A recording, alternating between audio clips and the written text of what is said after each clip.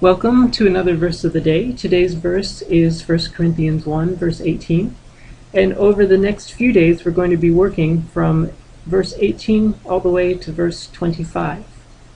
So with today's verse, I just want to point out before we get started that there is a comma here, and that this comma is separating two different clauses, each with its own main verb. So it's almost like we're translating two different sentences, even though this is just one verse. Now before you get started, I'd also like to point out a couple words you may not recognize. The first one is stavru. It comes from stavros, which is the word for cross, and it occurs 27 times in the New Testament, so it's definitely worth holding on to that word. The second word, moriah, means foolishness. Other words which you should know but may not recognize, this word right here comes from apolumi, which means to destroy, or in the passive, hint hint, it means to perish.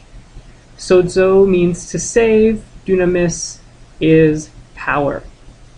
Alright, so now I would like you to pause the video, take some time to translate the sentence as best you can, and then unpause as we go through it together.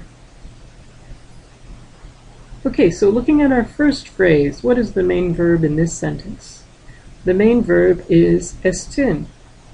It comes from ami, and it is present indicative, third person singular. Remember, our be verbs, we do not have to designate them as active, middle, or passive, just kind of the nature of be verbs. And since this is a be verb and not like a regular transitive verb, instead of looking for a subject and a direct object, we're going to be looking for a subject and a predicate nominative. So what two nouns in this sentence, this clause here, are in the nominative case? We have halagos, and since it has the article with it and it's at the beginning of the sentence, we're going to assume that this is the subject. And we have moriah, which is going to be our predicate nominative. So here is the bare bones of this clause. The word is foolishness. How do the rest of these words then fit into the clause? Well, gar is our conjunction, so it's going to go here at the beginning for the word is foolishness. To stavru is a genitive that's modifying the word. We can ignore this little article here if we want. It's just reminding us, even though these two words were separated by a gar, that to stavru is in fact modifying halagos. So the word of the cross is foolishness. And finally, we have another daunting little participle coming from apolumi, which means to destroy, or in this case, this participle is present passive.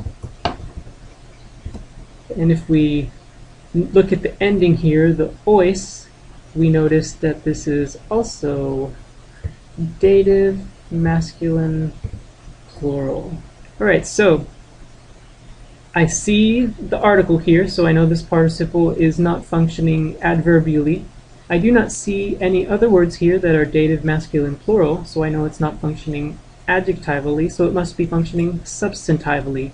For the word of the cross is foolishness to those who are perishing.